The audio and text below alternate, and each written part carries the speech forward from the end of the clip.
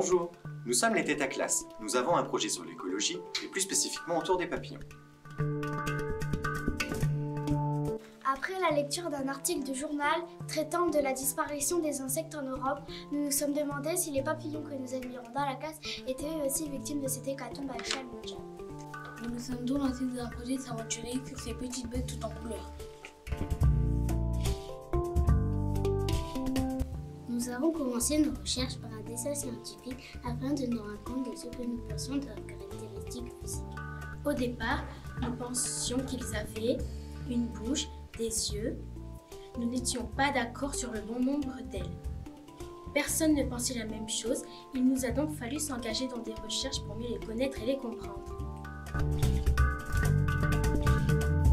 Nous avons découvert que le papillon possédait une tête, un thorax, un abdomen, 3 paires de pattes et des ailes.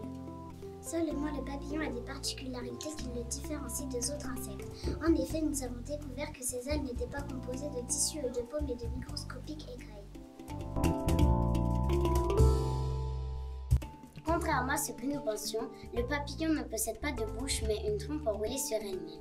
Il la déroule lorsqu'il cherche à se nourrir du nectar sucré des fleurs afin d'en extraire des protéines nécessaires à son développement.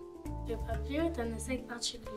Son cycle de vie court, que l'on estime à une moyenne de 2 mois et demi, néanmoins composé de plusieurs phases très différentes, que l'on appelle la métamorphose. Nous allons vous l'expliquer comme une petite histoire.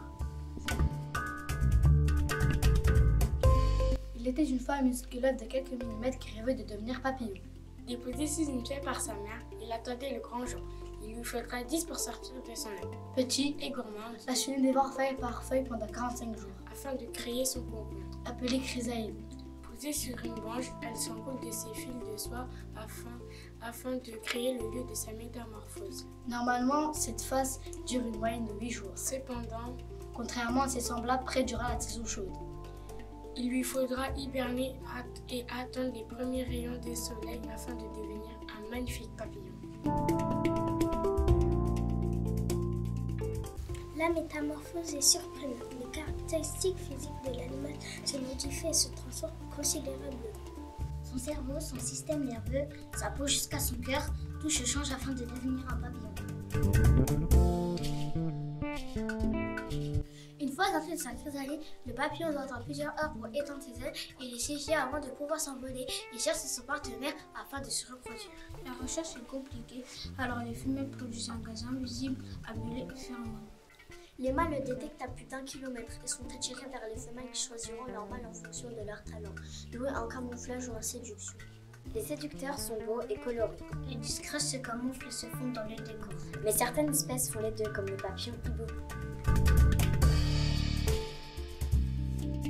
Nous avons des projets pour la classe. Nous aidons faire un élevage afin de nous rendre compte et étudier le cycle de vie du papillon. Comprendre ses métamorphoses et ses habitudes alimentaires et comportementales.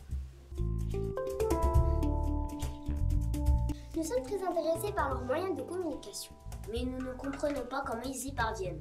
Possèdent-ils des capteurs comme les robots, des talkie-walkie dans les antennes, des fluides spirituels comme au yoga? Les questions sont nombreuses et les recherches sont à venir. Nous vous invitons donc à nous retrouver sur Twitter et à la fin de l'année à la MCA pour peut-être avoir la réponse. Nous vous remercions de votre écoute et de vos réponses sur les réseaux sociaux. N'hésitez pas à partager.